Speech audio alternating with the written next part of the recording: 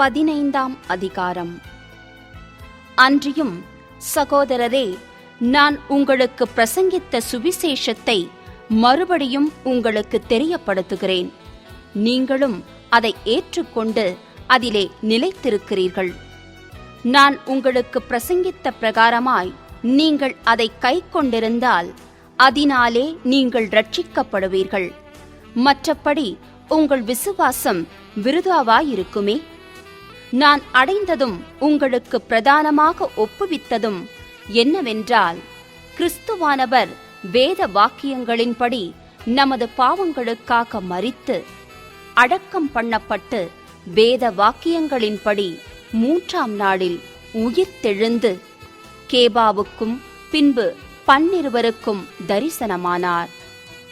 அதன் பின்பு அவர் 500 பேருக்கு அதிகமான சகோதரருக்கும் ஒரே வேளையில் தரிசனமானார்.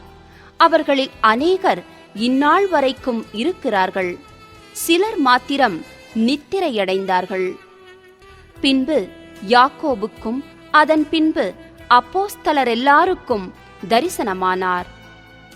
எல்லாருக்கும் பின்பு அகால பிறவி போன்ற எனக்கும் தரிசனமானார். நான் அப்போஸ்தலர் எல்லாரிலும் சிறியவனாயிருக்கிறேன். தேவனுடைய சபையை துன்பப்படுத்தினதினாலே நான் அப்போஸ்தலன் என்று பேர் பெறுவதற்கும் பாத்திரனல்ல. ஆகிலும் நான் இருக்கிறது தேவ கிருபையினாலே இருக்கிறேன். அவர் எனக்கு அருளிய கிருபை விருதாவாயிருக்கவில்லை. அவர்கள் எல்லாரிலும் நான் அதிகமாய் பிரயாசப்பட்டேன். ஆகிலும் நான் அல்ல, என்னுடனே இருக்கிற தேவ கிருபையே அப்படி செய்தது. ஆகையால் நானாகிலும் அவர்களாகிலும் இப்படியே பிரசங்கித்து வருகிறோம். நீங்களும் இப்படியே விசுவாசித்திருக்கிறீர்கள். கிறிஸ்து மரித்தோரிலிருந்து எழுந்தாரென்று பிரசங்கிக்கப்பட்டிருக்க, மரித்தோரின் உயிர்த்தெழுதலில்லை என்று உங்களில் சிலர் எப்படி சொல்லலாம்? மரித்தோரின் உயிர்த்தெழுதல் இல்லாவிட்டால் கிறிஸ்துவும் எழுந்திருக்கவில்லையே. கிறிஸ்து எழுந்திருக்கவில்லை என்றால் எங்கள் பிரசங்கமும் விருதா, உங்கள் விசுவாசமும் விருதா. மரித்தோர் உயிர்த்தெழாவிட்டால் தேவன் எழுப்பாத கிறிஸ்துவை அவர் எழுப்பினார் என்று நாங்கள் தேவனை குறித்து சாட்சி சொன்னதினாலே தேவனுக்காக பொய் சாட்சி சொல்லுகிறவர்களாகவும் காணப்படுவோமே. மரித்தோர் உயிர்த்தெழாவிட்டால் கிறிஸ்துவும் எழுந்திருக்கவில்லை. கிறிஸ்து எழுந்திராவிட்டால் உங்கள் விசுவாசம் வீணாயிருக்கும். நீங்கள் இன்னும் உங்கள் பாவங்களில் இருப்பீர்கள். கிறிஸ்துவுக்குள் நித்திரையடைந்தவர்களும் கெட்டிருப்பார்களே. இம்மைக்காக மாத்திரம் நாம் கிறிஸ்துவின் மேல் நம்பிக்கையுள்ளவர்களாயிருந்தால் எல்லா மனுஷரை பார்க்கிலும் பரிதபிக்கப்படத்தக்கவர்களாயிருப்போம். கிறிஸ்துவோ மரித்தோரிலிருந்தெழுந்து நித்திரை அடைந்தவர்களில் முதற்பலனானார். மனுஷனால் மரணம் உண்டானபடியால் மனுஷனால் மரித்தோரின் உயிர்த்தெழுதலும் உண்டாயிற்று. ஆதாமுக்குள் எல்லாரும் மரிக்கிறது போல கிறிஸ்துவுக்குள் எல்லாரும் உயிர்ப்பிக்கப்படுவார்கள். அவனவன் தன் தன் வரிசையிலே உயிர்ப்பிக்கப்படுவான். முதற்பலனானவர் கிறிஸ்து. பின்பு அவர் வருகையில் அவருடையவர்கள் உயிர்ப்பிக்கப்படுவார்கள். அதன் பின்பு முடிவு உண்டாகும். அப்பொழுது அவர் சகல துரைத்தனத்தையும் சகல அதிகாரத்தையும் வல்லமையையும் பரிகரித்து தேவனும் பிதாவுமாயிருக்கிறவருக்கு ராஜ்யத்தை ஒப்புக் கொடுப்பார். எல்லா சத்துருக்களையும் தமது பாதத்திற்கு கீழாக்கி போடும் வரைக்கும் அவர் ஆளுகை செய்ய வேண்டியது. பரிகரிக்கப்படும் கடைசி சத்துரு மரணம். சகலத்தையும் அவருடைய பாதத்திற்கு கீழ்ப்படுத்தினாரே. ஆகிலும் சகலமும் அவருக்கு கீழ்ப்படுத்தப்பட்டதென்று சொல்லியிருக்கும் போது சகலத்தையும் அவருக்கு கீழ்ப்படுத்தினவர் கீழ்ப்படுத்தப்படவில்லை என்பது வெளியரங்கமாயிருக்கிறது. சகலமும் அவருக்கு கீழ்ப்பட்டிருக்கும் போது தேவனே சகலத்திலும் சகலமுமாயிருப்பதற்கு குமாரன் தாமும் தமக்கு சகலத்தையும் கீழ்ப்படுத்தினவருக்கு கீழ்ப்பட்டிருப்பார். மேலும் மரித்தோர் உயிர்த்தெழாவிட்டால் மரித்தவர்களுக்காக ஞானஸ்நானம் பெறுகிறவர்கள் என்ன செய்வார்கள்? மரித்தவர்களுக்காக ஏன் ஞானஸ்நானம் பெறுகிறார்கள்? நாங்களும் ஏன் எந்நேரமும் நாச மோசத்திற்கு ஏதுவாயிருக்கிறோம்? நான் அனுதினமும் சாகிறேன். அதை நம்முடைய கர்த்தராகிய கிறிஸ்து இயேசுவினால் உங்களை குறித்து நான் பாராட்டுகிற மேன்மையைக் கொண்டு சத்தியமாய் சொல்லுகிறேன். நான் எபேசுவிலே துஷ்ட மிருகங்களுடனே போராடினேன் என்று மனுஷர் வழக்கமாய் சொல்லுகிறேன். அப்படி போராடினதினாலே எனக்கு பிரயோஜனம் என்ன? மரித்தோர் உயிர்த்தெழாவிட்டால் புசிப்போம், குடிப்போம், நாளைக்குச் சாவோம் என்று சொல்லலாமே. மோசம் போகாதிருங்கள். ஆகாத சம்பாஷணைகள் நல்லொழுக்கங்களை கெடுக்கும். நீங்கள் பாவம் செய்யாமல் நீதி கேட்க விழித்துக்கொண்டு தெளிந்தவர்களாயிருங்கள். சிலர் தேவனைப் பற்றி அறிவில்லாதிருக்கிறார்களே. உங்களுக்கு வெட்கம் உண்டாக இதை சொல்லுகிறேன். ஆகிலும் மரித்தோர் எப்படி எழுந்திருப்பார்கள்? எப்படிப்பட்ட சரீரத்தோடே வருவார்களென்று ஒருவன் சொல்வானாகில், புத்தியீனனே, நீ விதைக்கிற விதை செத்தாலொழிய உயிர்க்க மாட்டாதே. நீ விதைக்கிற போது இனி உண்டாகும் மேனியை விதையாமல் கோதுமை அல்லது மற்றொரு தானியத்தினுடைய வெறும் விதையையே விதைக்கிறாய்.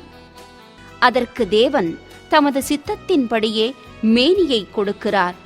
விதை வகைகள் ஒவ்வொன்றிற்கும் அதற்கேற்ற மேனியையே கொடுக்கிறார். எல்லா மாம்சமும் ஒரே விதமான மாம்சம் அல்ல. மனுஷருடைய மாம்சம் வேறே, மிருகங்களுடைய மாம்சம் வேறே, மச்சங்களுடைய மாம்சம் வேறே, பறவைகளுடைய மாம்சம் வேறே. வானத்துக்குரிய மேனிகளும் உண்டு, பூமிக்குரிய மேனிகளும் உண்டு. வானத்துக்குரிய மேனிகளுடைய மகிமையும் வேறே, பூமிக்குரிய மேனிகளுடைய மகிமையும் வேறே. சூரியனுடைய மகிமையும் வேறே, சந்திரனுடைய மகிமையும் வேறே, நட்சத்திரங்களுடைய மகிமையும் வேறே. மகிமையிலே நட்சத்திரத்துக்கு நட்சத்திரம் விசேஷித்திருக்கிறது. மரித்தோரின் உயிர்த்தெழுதலும் அப்படியே இருக்கும். அழிவுள்ளதாய் விதைக்கப்படும், அழிவில்லாததாய் எழுந்திருக்கும். கனவீனமுள்ளதாய் விதைக்கப்படும், மகிமையுள்ளதாய் எழுந்திருக்கும். பலவீனமுள்ளதாய் விதைக்கப்படும், பலமுள்ளதாய் எழுந்திருக்கும். ஜென்ம சரீரம் விதைக்கப்படும், ஆவிக்குரிய சரீரம் எழுந்திருக்கும். ஜென்ம சரீரமும் உண்டு, ஆவிக்குரிய சரீரமும் உண்டு. அந்தப்படியே முந்தின மனுஷனாகிய ஆதாம் ஜீவாத்துமாவானான் என்றெழுதியிருக்கிறது. பிந்தின ஆதாம் உயிர்ப்பிக்கிற ஆவியானார். ஆகிலும் ஆவிக்குரிய சரீரம் முந்தினதல்ல, ஜென்ம சரீரமே முந்தினது. ஆவிக்குரிய சரீரம் பிந்தினது. முந்தின மனுஷன் பூமியிலிருந்துண்டான மண்ணானவன். இரண்டாம் மனுஷன் வானத்திலிருந்து வந்த கர்த்தர். மண்ணானவன் எப்படிப்பட்டவனோ மண்ணானவர்களும் அப்படிப்பட்டவர்களே. வானத்துக்குரியவர் எப்படிப்பட்டவரோ வானத்துக்குரியவர்களும் அப்படிப்பட்டவர்களே. மேலும் மண்ணானவனுடைய சாயலை நாம் அணிந்திருக்கிறது போல வானவருடைய சாயலையும் அணிந்து கொள்வோம். சகோதரரே, நான் சொல்லுகிறதென்னவெனில், மாம்சமும் இரத்தமும் தேவனுடைய ராஜ்யத்தை சுதந்தரிக்க மாட்டாது. அழிவுள்ளது அழியாமையை சுதந்தரிப்பதும் இல்லை. இதோ ஒரு இரகசியத்தை உங்களுக்கு அறிவிக்கிறேன். நாம் எல்லாரும் நித்திரையடைவதில்லை. ஆகிலும் கடைசி எக்காளம் தொனிக்கும் போது, ஒரு நிமிஷத்திலே, ஒரு இமைப்பொழுதிலே நாம் எல்லாரும் மறுரூபமாக்கப்படுவோம். எக்காளம் தொனிக்கும். அப்பொழுது மரித்தோர் அழிவில்லாதவர்களாய் எழுந்திருப்பார்கள். நாமும் மறுரூபமாக்கப்படுவோம். அழிவுள்ளதாகிய இது அழியாமையையும், சாவுக்கேதுவாகிய இது சாவாமையையும் தரித்து கொள்ள வேண்டும். அழிவுள்ளதாகிய இது அழியாமையையும், சாவுக்கேதுவாகிய இது சாவாமையையும் தரித்து கொள்ளும்போது மரணம் ஜெயமாக விழுங்கப்பட்டது. என்று எழுதியிருக்கிற வார்த்தை நிறைவேறும். மரணமே உன் கூர் எங்கே? பாதாளமே உன் ஜெயம் எங்கே? மரணத்தின் கூர் பாவம், பாவத்தின் பலன் நியாயப்பிரமாணம். நம்முடைய கர்த்தராகிய இயேசு கிறிஸ்துவினாலே நமக்கு ஜெயங்கொடுக்கிற தேவனுக்கு ஸ்தோத்திரம். ஆகையால் எனக்கு பிரியமான சகோதரரே, கர்த்தருக்குள் நீங்கள் படுகிற பிரயாசம் விருதாவாயிராதென்று அறிந்து, நீங்கள் உறுதிப்பட்டவர்களாயும் அசையாதவர்களாயும் கர்த்தருடைய கிரியையிலே எப்பொழுதும் பெருகுகிறவர்களாயும் இருப்பீர்களாக. 16ஆம் அதிகாரம். பரிசுத்தவான்களுக்காகச் சேர்க்கப்படும் தர்ம பணத்தை குறித்து நான் கலாத்தியா நாட்டு சபைகளுக்கு பண்ணின திட்டத்தின்படியே நீங்களும் செய்யுங்கள். நான் வந்திருக்கும் போது பணஞ்சேர்க்குதல் இராதபடிக்கு உங்களில் அவனவன் வாரத்தின் முதல் நாள் தோறும் தன் தன் வரவுக்குத் தக்கதாக எதையாகிலும் தன்னிடத்திலே சேர்த்து வைக்க கடவன். நான் வரும்போது உங்கள் உபகாரத்தை எருசலேமுக்கு கொண்டு போகும் படிக்கு நீங்கள் தகுதியுள்ளவர்களாக குறிக்கிறவர்கள் எவர்களோ அவர்களிடத்தில் நிருபங்களை கொடுத்து அவர்களை அனுப்புவேன். நானும் போகத்தக்கதானால் அவர்கள் என்னுடனே கூட வரலாம். நான் மக்கதோனியா நாட்டின் வழியாய் போகிறபடியால் மக்கதோனியா நாட்டை கடந்த பின்பு உங்களிடத்திற்கு வருவேன். நான் எங்கே போனாலும் நீங்கள் என்னை வழிவிட்டு அனுப்பும் படிக்கு நான் உங்களிடத்தில் சில காலம் தங்க வேண்டியதாயிருக்கும். ஒருவேளை மழை காலம் முடியும் வரையும் இருப்பேன். இப்பொழுது வழி பிரயாணத்திலே உங்களை கண்டு கொள்ள மாட்டேன். கர்த்தர் உத்தரவு கொடுத்தால் உங்களிடத்தில் வந்து சில காலம் தங்கி இருக்கலாம் என்று நம்புகிறேன். ஆகிலும் பெந்தகொஸ்தே பண்டிகை வரைக்கும் எபேசு பட்டணத்தில் இருப்பேன். ஏனெனில் இங்கே பெரிதும் அனுகூலமுமான கதவு எனக்கு திறக்கப்பட்டிருக்கிறது. விரோதம் செய்கிறவர்களும் அநேகர் இருக்கிறார்கள். தீமோத்தேயு உங்களிடத்திற்கு வந்தானேயாகில் அவன் உங்களிடத்தில் பயமில்லாமல் இருக்க பாருங்கள். என்னைப் போல அவனும் கர்த்தருடைய கிரியையை நடப்பிக்கிறானே. ஆனபடியினால் ஒருவனும் அவனை அற்பமாய் எண்ணாதிருப்பானாக. சகோதரரோடே கூட அவன் வருகிறதற்கு நான் காத்திருக்கிறபடியால் என்னிடத்தில் வரும்படிக்கு அவனை சமாதானத்தோடே வழிவிட்டனுப்புங்கள். சகோதரனாகிய அப்போலோவை குறித்தோவெனில் சகோதரரோடே கூட உங்களிடத்தில் வரும்படிக்கு அவனை மிகவும் வேண்டிக் கொண்டேன். ஆகிலும் இப்பொழுது வர அவனுக்கு மனதில்லை. அவனுக்கு நற்சமயம் உண்டாயிருக்கும் போது வருவான். விழித்திருங்கள், விசுவாசத்திலே நிலைத்திருங்கள், புருஷராயிருங்கள், திடன் கொள்ளுங்கள். உங்கள் காரியங்களெல்லாம் அன்போடே செய்யப்பட கடவது. சகோதரரே, ஸ்தேவானுடைய வீட்டார் அகாயா நாட்டிலே முதற் பலனானவர்களென்றும் பரிசுத்தவான்களுக்கு ஊழியன் செய்யும் படிக்கு தங்களை ஒப்புவித்திருக்கிறார்களென்றும் அறிந்திருக்கிறீர்களே. இப்படிப்பட்டவர்களுக்கும் உடன் வேலையாட்களாய் பிரயாசப்படுகிற மற்ற யாவருக்கும் நீங்கள் கீழ்ப்படிந்திருக்க வேண்டுமென்று உங்களுக்கு புத்தி சொல்லுகிறேன். ஸ்தேவான், பொர்த்துனூத்து, அகாயுக்கு என்பவர்கள் வந்ததற்காக சந்தோஷமாயிருக்கிறேன். நீங்கள் எனக்குச் செய்ய வேண்டியதாயிருந்ததை அவர்கள் செய்திருக்கிறார்கள்.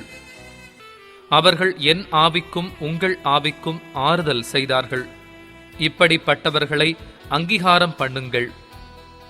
ஆசியா நாட்டிலுள்ள சபையார் உங்களை வாழ்த்துகிறார்கள். ஆக்கில்லாவும் பிரிஸ்கில்லாளும் தங்கள் வீட்டிலே கூடுகிற சபையோடும் கூட கர்த்தருக்குள் உங்களை மிகவும் வாழ்த்துகிறார்கள். சகோதரர் எல்லாரும் உங்களை வாழ்த்துகிறார்கள். ஒருவரையொருவர் பரிசுத்த முத்தத்தோடே வாழ்த்துங்கள். பவுலாகிய நான் என் கையெழுத்தாலே உங்களை வாழ்த்துகிறேன். ஒருவன் கர்த்தராகிய இயேசு கிறிஸ்துவினிடத்தில் அன்பு கூறாமற் போனால் அவன் சபிக்கப்பட்டவனாயிருக்க கடவன். கர்த்தர் வருகிறார். கர்த்தராகிய இயேசு கிறிஸ்துவினுடைய கிருபை உங்களுடனே கூட இருப்பதாக. கிறிஸ்து இயேசுவுக்குள்ளான என்னுடைய அன்பு உங்கள் எல்லாரோடும் கூட இருப்பதாக. ஆமென். அப்போஸ்தலனாகிய பவுல் கொரிந்தியருக்கு எழுதின 2ஆம் நிருபம். 1. தேவனுடைய சித்தத்தினாலே இயேசு கிறிஸ்துவின் அப்போஸ்தலனாகிய பவுலும் சகோதரனாகிய தீமோத்தேயும் கொரிந்து பட்டணத்திலுள்ள தேவனுடைய சபைக்கும் அகாயா நாடெங்குமுள்ள எல்லா பரிசுத்தவான்களுக்கும் எழுதுகிறதாவது, நம்முடைய பிதாவாகிய தேவனாலும் கர்த்தராகிய இயேசு கிறிஸ்துவினாலும் உங்களுக்கு கிருபையும் சமாதானமும் உண்டாவதாக. நமது கர்த்தராகிய இயேசு கிறிஸ்துவின் பிதாவாகிய தேவனும் இரக்கங்களின் பிதாவும் சகல விதமான ஆறுதலின் தேவனுமாயிருக்கிறவருக்கு ஸ்தோத்திரம். தேவனால் எங்களுக்கு அருளப்படுகிற ஆறுதலினாலே எந்த உபத்திரவத்திலாகிலும் அகப்படுகிறவர்களுக்கு நாங்கள் ஆறுதல் செய்ய திராணியுள்ளவர்களாகும்படி எங்களுக்கு வரும் சகல உபத்திரவங்களிலேயும் அவரே எங்களுக்கு ஆறுதல் செய்கிறவர். எப்படியெனில், கிறிஸ்துவினுடைய பாடுகள் எங்களிடத்தில் பெருகுகிறது போல கிறிஸ்துவினாலே எங்களுக்கு ஆறுதலும் பெருகுகிறது. ஆதலால் நாங்கள் உபத்திரவப்பட்டாலும் அது உங்கள் ஆறுதலுக்கும் இரட்சிப்புக்கும் ஏதுவாகும். நாங்கள் ஆறுதல் அடைந்தாலும் அதுவும் உங்கள் ஆறுதலுக்கும் இரட்சிப்புக்கும் ஏதுவாகும். நாங்கள் பாடுபடுகிறது போல நீங்களும் பாடுபட்டு சகிக்கிறதினாலே அந்த இரட்சிப்பு பலன் செய்கிறது. நீங்கள் எங்களோடே கூட பாடுபடுகிறது போல எங்களோடே கூட ஆறுதலும் அடைகிறீர்களென்று நாங்கள் அறிந்து உங்களை குறித்து உறுதியான நம்பிக்கையுள்ளவர்களாயிருக்கிறோம். ஆகையால் சகோதரரே, ஆசியாவில் எங்களுக்கு நேரிட்ட உபத்திரவத்தை நீங்கள் அறியாதிருக்க எங்களுக்கு மனதில்லை. என்னவெனில், பிழைப்போம் என்கிற நம்பிக்கை அற்றுப்போகத்தக்கதாக எங்கள் பலத்திற்கு மிஞ்சின அதிக பாரமான வருத்தம் எங்களுக்கு உண்டாயிற்று. நாங்கள் எங்கள் மேல் நம்பிக்கையாயிராமல் மரித்தோரை எழுப்புகிற தேவன் மேல் நம்பிக்கையாயிருக்கத்தக்கதாக மரணம் வருமென்று நாங்கள் எங்களுக்குள்ளே நிச்சயித்திருந்தோம். அப்படிப்பட்ட மரணத்தினின்றும் அவர் எங்களை தப்புவித்தார். இப்பொழுதும் தப்புவிக்கிறார், இன்னும் தப்புவிப்பார் என்று அவரை நம்பியிருக்கிறோம். அநேகர் மூலமாய் எங்களுக்கு உண்டான தயவுக்காக அநேகரால் எங்கள் நிமித்தம் ஸ்தோத்திரங்கள் செலுத்தப்படும் பொருட்டு நீங்களும் விண்ணப்பத்தினால் எங்களுக்கு உதவி செய்யுங்கள். மாம்சத்திற்கேற்ற ஞானத்தோடே நடவாமல் தேவனுடைய கிருபையினால் நாங்கள் உலகத்திலேயும் விசேஷமாக உங்களிடத்திலேயும் கபடமில்லாமல் திவ்ய உண்மையோடே நடந்தோமென்று எங்கள் மனது எங்களுக்கு சொல்லும் சாட்சியே எங்கள் புகழ்ச்சியாயிருக்கிறது. ஏனென்றால் நீங்கள் வாசித்தும் ஒத்துக்கொண்டுமிருக்கிற காரியங்களையே அன்றி வேறொன்றையும் நாங்கள் உங்களுக்கு எழுதவில்லை. முடிவு பரியந்தமும் அப்படியே ஒத்துக்கொள்வீர்களென்று நம்பியிருக்கிறேன்.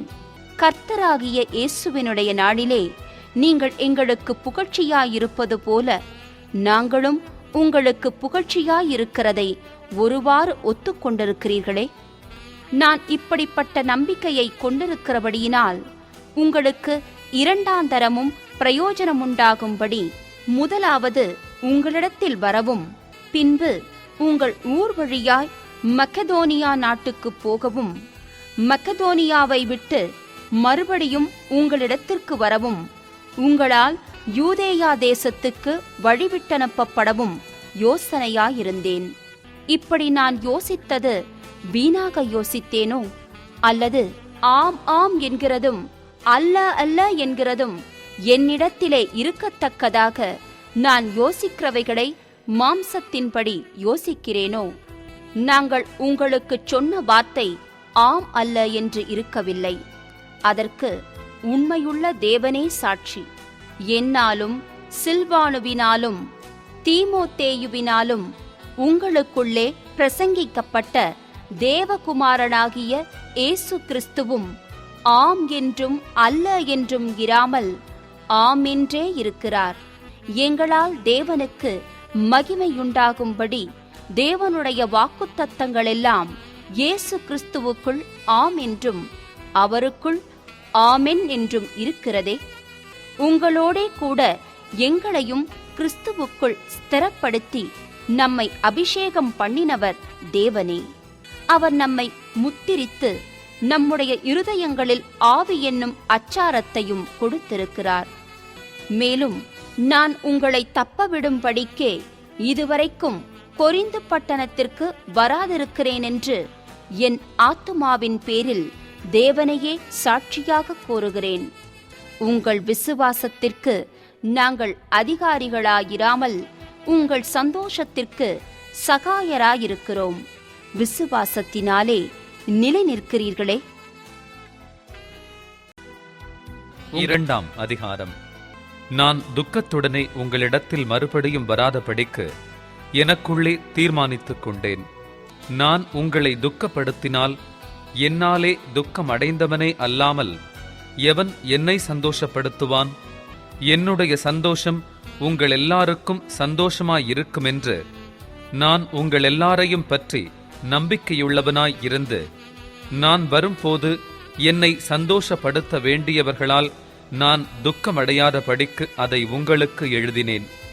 அன்றியும் நீங்கள் துக்கப்படும் படிக்கு எழுதாமல், உங்கள் மேல் நான் வைத்த அன்பின் மிகுதியை நீங்கள் அறியும் படிக்கே மிகுந்த வியாகுலமும் மன இடுக்கமும் அடைந்தவனாய் அதிக கண்ணீரோடே உங்களுக்கு எழுதினேன். துக்கமுண்டாக்கினவன் எனக்கு மாத்திரமல்ல, ஒருவாறு உங்கள் எல்லாருக்கும் துக்கமுண்டாக்கினான். நான் உங்கள் எல்லார் மேலும் அதிக பாரம் சுமத்தாத படிக்கு இதை சொல்லுகிறேன். அப்படிப்பட்டவனுக்கு அநேகரால் உண்டான இந்த தண்டனையே போதும். ஆதலால் அவன் அதிக துக்கத்தில் அமிழ்ந்து போகாத படிக்கு நீங்கள் அவனுக்கு மன்னித்து ஆறுதல் செய்ய வேண்டும். அந்தப்படி உங்கள் அன்பை அவனுக்கு காண்பிக்கும்படி உங்களை வேண்டிக் கொள்ளுகிறேன். நீங்கள் எல்லாவற்றிலேயும் கீழ்ப்படிந்திருக்கிறீர்களோ என்று உங்களை சோதித்தறியும்படி இப்படி எழுதினேன். எவனுக்கு நீங்கள் மன்னிக்கிறீர்களோ அவனுக்கு நானும் மன்னிக்கிறேன். மேலும் எதை நான் மன்னித்திருக்கிறேனோ அதை உங்கள் நிமித்தம் கிறிஸ்துவினுடைய சந்நிதானத்திலே மன்னித்திருக்கிறேன். சாத்தானாலே நாம் மோசம் போகாத படிக்கு அப்படி செய்தேன். அவனுடைய தந்திரங்கள் நமக்கு தெரியாதவைகள் அல்லவே. மேலும் நான் கிறிஸ்துவின் சுவிசேஷத்தை பிரசங்கிக்கும்படி துரோவா பட்டணத்தில் வந்தபோது கர்த்தராலே எனக்கு கதவு திறக்கப்பட்டிருக்கையில் நான் என் சகோதரனாகிய தீத்துவை காணாததினாலே என் ஆவிக்கு அமைதலில்லாதிருந்தது. ஆதலால் நான் அவர்களிடத்தில் அனுப்புவித்துக் கொண்டு மக்கதோனியா நாட்டுக்கு புறப்பட்டு போனேன். கிறிஸ்துவுக்குள் எப்பொழுதும் எங்களை வெற்றி சிறக்க பண்ணி எல்லா இடங்களிலேயும் எங்களை கொண்டு அவரை அறிகிற அறிவின் வாசனையை வெளிப்படுத்துகிற தேவனுக்கு ஸ்தோத்திரம். ரட்சிக்கப்படுகிறவர்களுக்குள்ளேயும் கெட்டுப்போகிறவர்களுக்குள்ளேயும் நாங்கள் தேவனுக்கு கிறிஸ்துவின் நற்கந்தமாயிருக்கிறோம். கெட்டுப்போகிறவர்களுக்குள்ளே மரணத்திற்கேதுவான மரண வாசனையாகவும், ரட்சிக்கப்படுகிறவர்களுக்குள்ளே ஜீவனுக்கேதுவான ஜீவ வாசனையாகவும் இருக்கிறோம். இவைகளை நடப்பிக்கிறதற்கு எவன் தகுதியானவன்? அநேகரைப் போல நாங்கள் தேவ வசனத்தை கலப்பாய் பேசாமல் துப்புரவாகவும் தேவனால் அருளப்பட்ட பிரகாரமாகவும் கிறிஸ்துவுக்குள் தேவ சந்நிதியில் பேசுகிறோம்.